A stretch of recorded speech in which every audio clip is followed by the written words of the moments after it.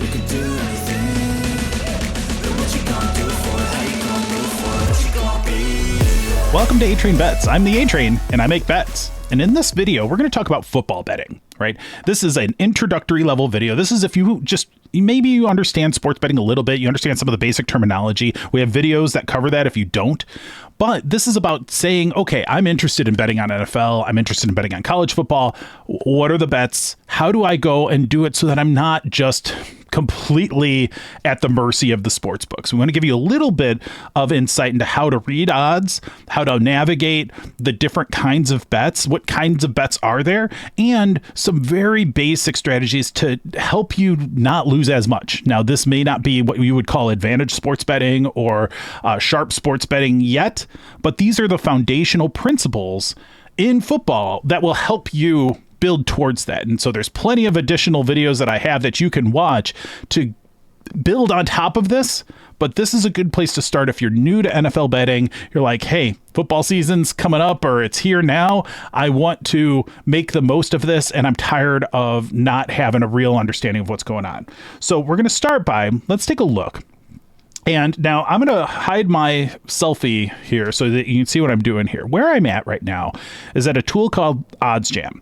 And in OddsJam, we use this tool to do a lot of what's called positive EV sports betting. And that's a way you can get a advantage and a profitable strategy over time on your betting. Don't worry about any of that right now. What I find it's very useful, though, too, in this view is to understand the basics of it. So don't worry about what OddsJam provides. There's plenty of other videos I can talk about that. Here, I want to look at what are the things that we can do. So if we look at, these are just all the kinds of bets and leagues and all the stuff that OddsJam has data on. Let's start with NFL, because NCAA football has the same stuff basically, but it's going to be wider. It's harder to have an advantage. There's so much going on. If you can understand NFL, more people watch NFL than at least specific NCAA football teams. NFL is the most popular sport there is. Let's focus on that for now. So we're selected NFL here. And we are going to look at the different kinds of markets. So now markets mean the kinds of bets you're going to see. So these are not bet lines themselves. They're not odds. They're nothing like that. These are called markets.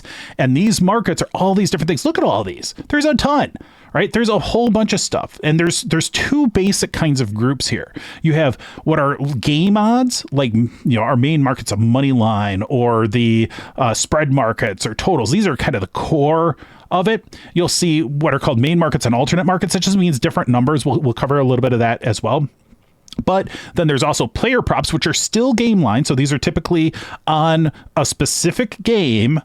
And usually it's going to be the next game. Sometimes it can go further out, but most of the time it's going to be the next game that you can bet on.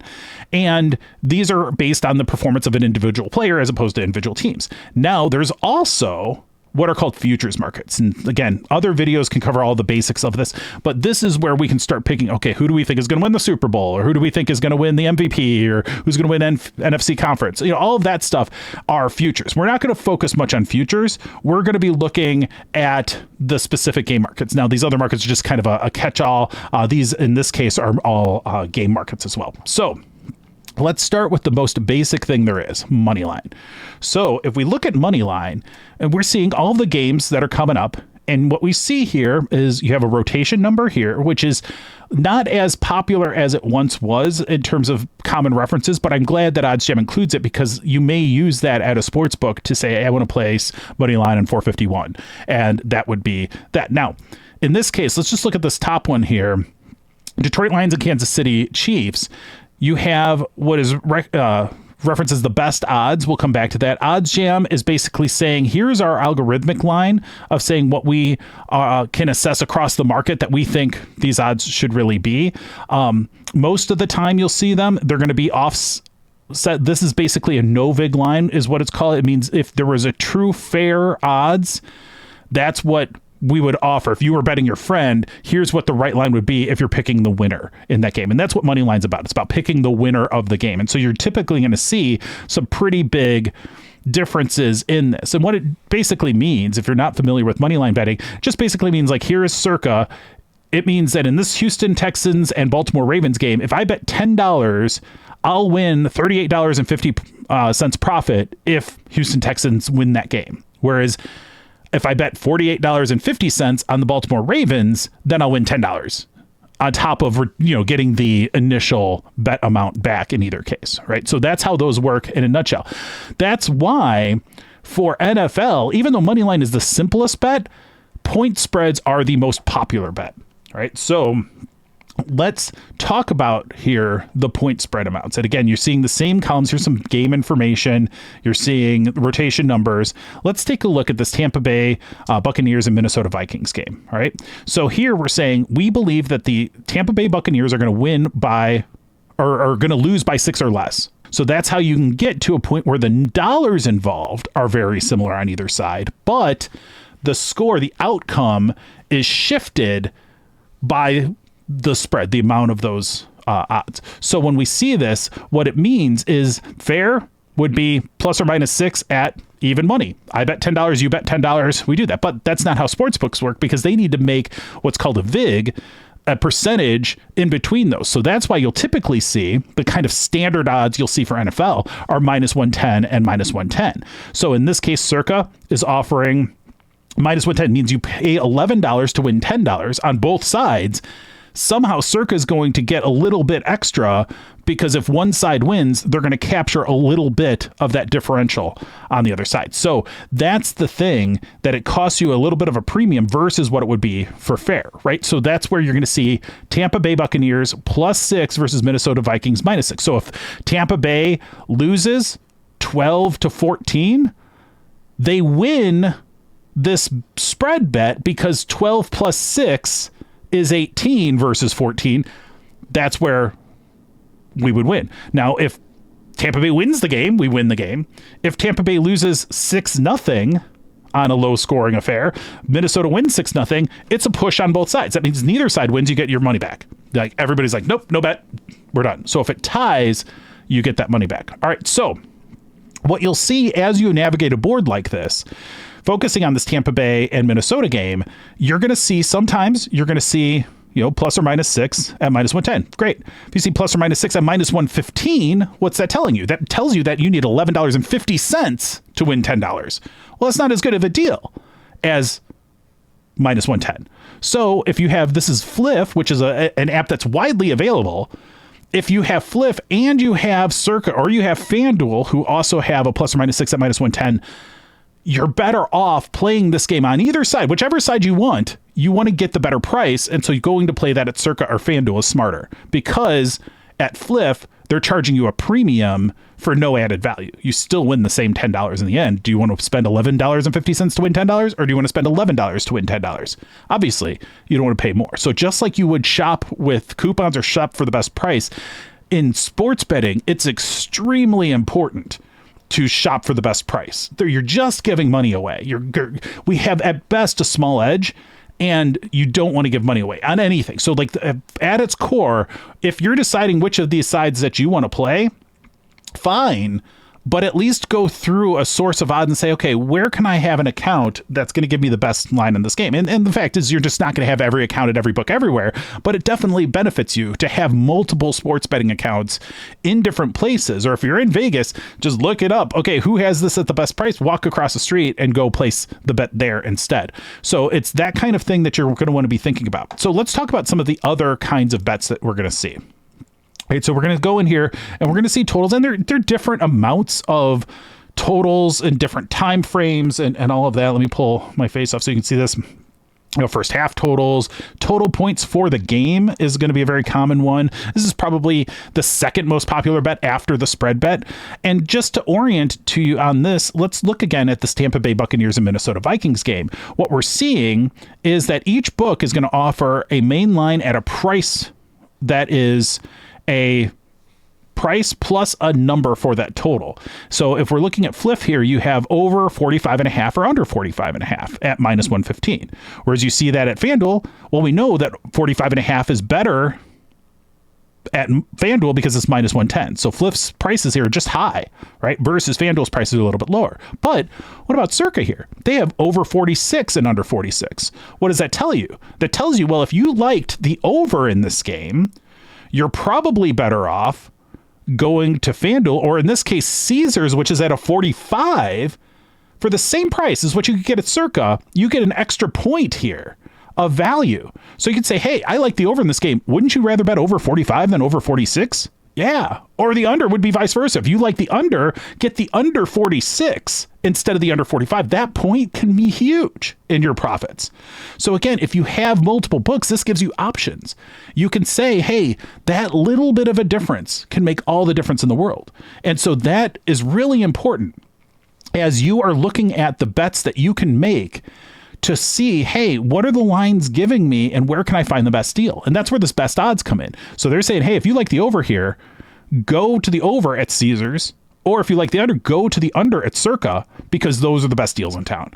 And so that's the kind of thing that you're going to want to do. And that's just free money. This is doing a little bit of looking at a board of odds, and you can find odds listed anywhere. Like I said, I use OddsJam because I think they're really good at listing these, but that's that, right? So to me, this is where I'm really insistent. Like, even people that don't have time or don't have the energy or interest in becoming a true sharp sports bettor, you can at least improve your results by finding the best deal that's there on a game you want to watch, game you want to play. Hey, I'm all for having sports betting be entertainment, but you know what I find entertaining? Winning money. Winning money is a good entertainment as far as I'm concerned, right?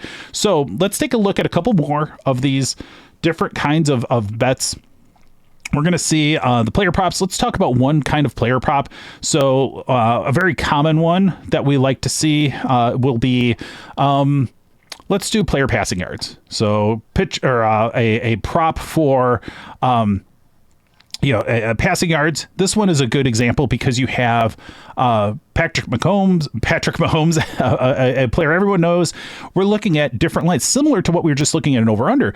Look at, there's an over and an under on all of these, and at different amounts. So what we see is you have 299.5 is very good, but you also have a 305.5 on the passing yards over at FanDuel. So if you wanted to play the under, you might want to play over at FanDuel where they're giving you a 305, versus if you want to play an over, there's some different options here, but you could say, okay, well, the best price I can get on the over on 299.5 is at BetMGM. So you might want to go play over there. So those are the kinds of things that you're going to want to think about, because that really matters. I mean, you're going to see the numbers hit very close to that a lot of the time. So again, once you understand the fundamentals of understanding how, like, the spreads and totals are not that different. You're always like taking a baseline and you're going up and down a little bit, or you're going over or under that baseline. That's what really matters in these and any kind of betting. And then once you understand that the prices are, just start with $10. If you say $10 here, I'm going to want to win $10. It's going to cost me, $11.50 to make this play, right? So if I'm going to do that to win $10, and that's what I like to think about when I'm setting my bet sizes, think about in terms of how much you will win, and then change your bet amount accordingly, versus saying I always bet $10, because what that ends up happening is you end up having an overweighting on underdogs, because for the same amount of money invested, you could win a lot more, but your likelihood of winning is less. So I find that it's more advantageous to just normalize by the amount you could win. Again, that might be a little bit advanced, but you can find other videos where we talk about bet sizing. You talk about how do we do this as we're getting going. So with that, that's the key on this. So I want to, before we go, and we've kind of looked at some of these particular plays, let me hide myself again. So there's, we've kind of covered the basics, and all the props kind of work the same way. There's different counts and touchdowns and things like that, but you understand the basics now. It's just about finding the data and deciding what you want to do. Let's go take a look at an actual sports book where we could go and place those bets, because I think that's going to be an important consideration as well, so that we can understand how those work. So we're going to bring up FanDuel here, and there it is. So we're going to bring up FanDuel, and here we're going to look at NFL Week 1 odds, right? So we're going to look at Kansas City Chiefs and Detroit Lions. And so in this case, there's a lot going on. And so what you're going to typically see, and this is something that you're going to see at a lot of different sports books, but this is one that, we'll certainly play at FanDuel a fair amount. You're going to see a section oftentimes up at the top here where you're going to have different kinds of promotions. I highly encourage you to investigate these. These are oftentimes very profitable. Not always, but can certainly lead you to opportunities where you have a break even or even an advantage simply by just taking them up on some promotions. Don't bet them blindly, but recognize that there are definite opportunities there. Now, let's go into FanDuel as far as how they have it. So they have the main aspects of the game right here. When is it? Thursday, 7/21. Any bets that you already have on it. And then they start with popular. And they're also, all the books love to have these same game parlays and all these parlays and stuff.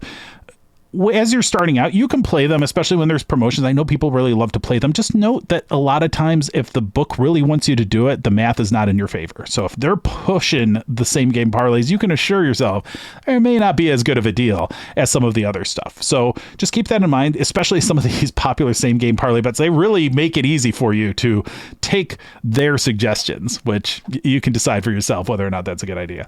But you'll see the core, scroll down through the marketing, get to the game lines, where you have, in this case, Detroit Lions, Kansas City Chiefs, just like we learned about, plus 6.5 at minus 105. So it takes $10.50 on the plus 6.5 to win $10, or it takes $11.50 to win $10 on the minus 6.5 for the Kansas City Chiefs, right? Money lines, easier to understand who wins the game, but the money is different, right? And then you're over under on the total, same deal. So you can see highlighted popular bets, and that's fine if you want to go to it. Typically what I'm doing is I'm blasting past most of this because I'm spending a lot of my time on either there's going to be a first half, a second half. A lot of times you'll have first half bets. A lot of times you're going to have various props.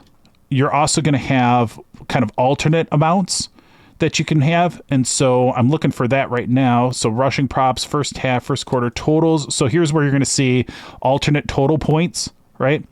And so lots of different options for this. Navigating these to find what you're looking for, I think they intentionally make it a challenge to understand that sometimes.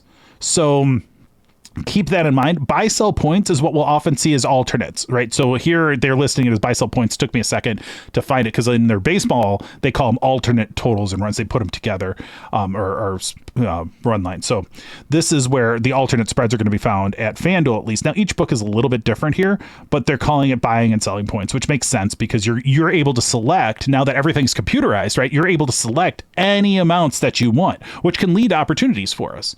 So similarly, alternate total points, same deal there. So you can see crazy amounts that you can place knowing that these bets are very likely or unlikely to happen depending on the prices. So again, something to keep in mind there. So just don't hesitate to explore a little bit, find what you're looking for, and when you're in doubt, don't bet. The best advice I can say is if you're confused, step back. You can always bet later. But as soon as you put your money in, your money's in, right? Sometimes there's a way to cash it out. Sometimes there's not. But no one says you have to place a bet right now. There's always going to be more bets tomorrow. So take your time to learn, understand what's going on, and you'll be able to go and make these plays with more and more confidence over time. So in terms of football, this is how it works for NFL. This is how it works for NCAA football. This is how it works for Canadian football. Football is basically this. And if you understand this kind of betting for football, you're going to be able to extend that to a whole bunch of other sports as well. That's the thing. These fundamentals are true across the entire world. Now, keep in mind, American odds are what we've been looking at here. There's an entirely different kind of odd setting. So if you ever see a whole bunch of like 1.2s and other stuff like that, those are going to be decimal odds.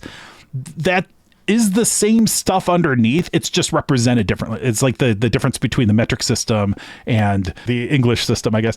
But that's the thing that we want to recognize. There's different ways of looking at that stuff in different areas of the world. But for American odds, that's what we've been covering today. And with NFL being an American game, that's where you're going to mostly see those represented. And I mean, it's gotten to the point where you see these kinds of opportunities of betting is become part of the ESPN broadcasts now. You'll see odds on all of that. Hopefully now you'll understand a little bit more of what it means and how to take action on that should you want to go and make plays. But if nothing else, like just recognize there's a lot more to learn. There's always more to learn. And if you can enjoy some of the mystery of it and unveiling some of that, you can really amplify the amount of enjoyment you get and the results you get from sports betting with a little bit of knowledge. And so that's my goal with this channel, with what I do. I also do live streams, daily live streams, including on Sunday mornings before the games, where I'm using positive EV and sharp betting strategies and putting my bets in front of you, because I want you to see that I'm not just some tout who's like, hey, you should go buy my pick. No, I'll show you the picks. What I want you to do is learn how to do this for yourself, because I think that's where we can really start to create a community of sharper sports bettors, where we can help elevate the sports betting world, where it's not preying on the confusion and trying to get people to just play same game parlays because it's fun and you're probably going to lose. I want people to be able to go at this and have a real game. You're playing a game too when you're sports betting. You're part of this. You're playing a game, and it's you against the sports book, but you can have a better chance than you will if you just show up with no knowledge. Knowledge is power. Knowledge will help you level that playing field. And we're providing you that kind of process, the kinds of things to help you learn. And ultimately, we'll be providing you the tools to help you do that as well. With that, thank you all for watching. I wish you bets of luck, and I hope you enjoy this NFL season. So thank you, everyone. Take care.